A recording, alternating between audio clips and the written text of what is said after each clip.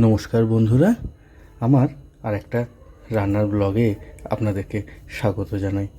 ময়দা মেখে একেবারে লেচি কেটে রেখেছি, আর সেই লেচি দিয়ে বানিয়ে নিচ্ছি একটা বাটি। ছোটোবেলাকার খেলা, মায়ের থেকে এরকম আটা মাখা নিয়ে বাটি বানাতাম, সাপ বানাতাম, কখনো পাখি বানাতাম। এখন যেমন বাচ্চারা ক্লে দিয়ে করে, সেরকম আমাদের ছোটোবেলায় তো ক্লে ছিল না। আচ্ছা, এর মধ্যে দিয়ে দিচ্ছি এটা মাছের পুর। এই পুরটা তৈরি করেছি লোটে মাছের কাঁটাগুলোকে সমস্ত বেছে ফেলে দিয়ে, আর তারপর ওটাকে আদা রসুন বাটা, পেঁয়াজ কুচি, এই আর নুন হলুদ গুঁড়ো লঙ্কা দিয়ে ভালো করে একদম কষিয়ে নিয়ে ঝরঝরে করে পুর করে রেখেছি। আর তারপর এই পুর ভরে আজকে মাছের পুরের পরোটা। এই হচ্ছে রেসিপি। আর একটা দেখাই, এই বাটি তৈরি করছি। আচ্ছা, মাছের পুর বলতেই আমার সেই তাসের ঘরের শৈলর কথা মনে পড়ে গেল। শৈলর অতিরঞ্জন করে যখন কথা বলতো, তখন বলেছিল যে মাছের পুরের সিঙাড়ার গল্প। হ্যাঁ, আমরা তো সিলেবাসেই পড়েছিলাম, আপনাদের নিশ্চয়ই অনেকেরই মনে আছে যারা আমার সমসাময়িক। আর তা না হলেও যারা পড়েছেন তারা তো তাসের ঘর আর শৈলকে ভুলতেই পারবেন না। এতে অবশ্য কাঁটার কোনো সমস্যাই নেই, এদের কাঁটা হয় না। একটু বেশি করেই ভালো করে পুর দিয়ে আর মুখটা এই সমস্ত দিক থেকে এটাকে জড়ো করবেন, করে আর ভালো করে একদম পেঁচিয়ে ছোট্ট করে নেবেন। তাহলেই দেখবেন পুরটা ভেতরে চারিদিকে ছড়িয়ে পড়বে।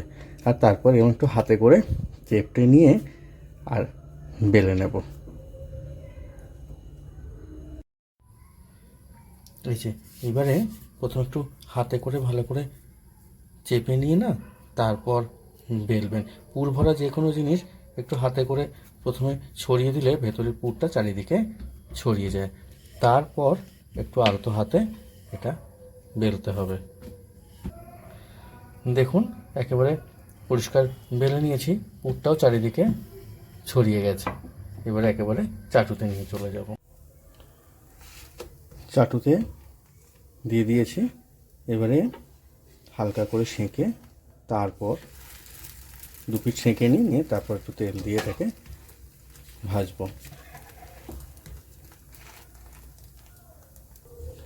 দুটো দিক সেঁকে নিয়েছি, নিয়ে এবার তেল ছড়িয়ে দিয়ে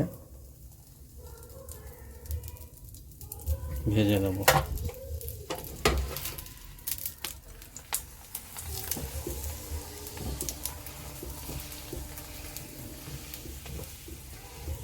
দেখুন চাটুতেই কি সুন্দর ফুলে উঠছে,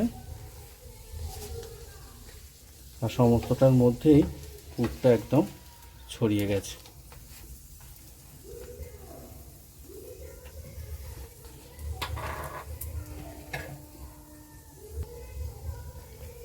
দেখুন, এই যে পরোটাটা আমার ভাজা হয়ে গেছে, মাছের পুর ভরা পরোটা।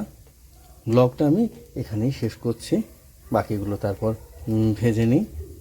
আর আপনারা যদি এরকম বানিয়ে করেন তাহলে জানাবেন অবশ্যই যে কেমন হয়েছে। শীতকাল তো, শীতকালটা হচ্ছে আমাদের খাওয়া দাওয়ার কাল, আর বাঙালি মানেই আমরা খাদ্যরসিক।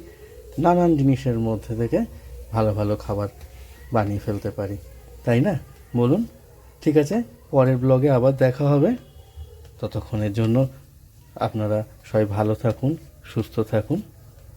Bye bye.